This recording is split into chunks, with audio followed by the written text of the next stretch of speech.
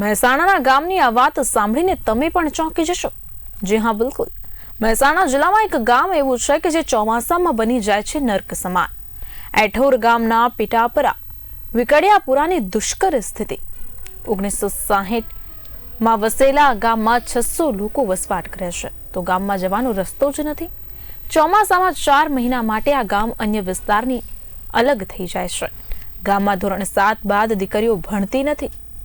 રસ્તો નહીં હોવાના કારણે ગામની શાળામાં શિક્ષણ પૂર્ણ થયા બાદ અભ્યાસ થઈ શકતો નથી, તો ગામની શાળા પણ ચોમાસામાં અઠવાડિયું બંધ રહે છે।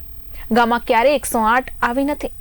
કોઈ બીમાર પડે તો દર્દીને ટ્રેક્ટરમાં લઈ જવા પડે છે, અને ગામના લોકો કહે છે કે અમે 14મી સદીમાં જીવીએ છીએ। ગામમાં ક્યારેય કોઈ સરકારી અધિકારી આવ્યા જ નથી।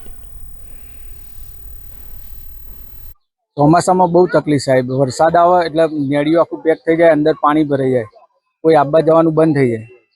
તકલીફ મેન શાળામાં શાળા બંધ થઈ જાય, છોકરો ભણવાના જઈએ કે ને ગામમાં કોઈ લેવા જવું હોય, કોઈ મોડું થાય તો અંદર ગામમાં જવાનું બંધ થઈ જાય રસ્તો બિલકુલ। કેટલા કિલોમીટરનો રસ્તો છે અને કેવી સ્થિતિમાં તમે મુકાઈ જાઓ છો? 4 કિલોમીટરનો રસ્તો સાહેબ।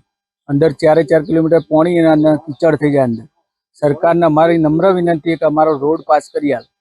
તકલીફ છે, પછી હેડે હાથે ભાઈ જે પડી જઈએ ગાળા તો દવાખાને કોણ લઈ જાય? પાણી જઈ છોકરા લઈ જાય, છોડીઓ મારી પોતે પણ આપી દે, પણ રસ્તામાં બીક લાગે।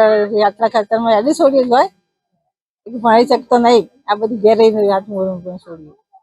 તમે સરકારને શું કહેશો? સરકારને કી અરજી કરીએ કે અમારું અભરો તો અભરતું નહીં, ગમે નહીં અભરતું, સરકારે નહીં અભરતું, મત લેવા આવી જાય ખાલી।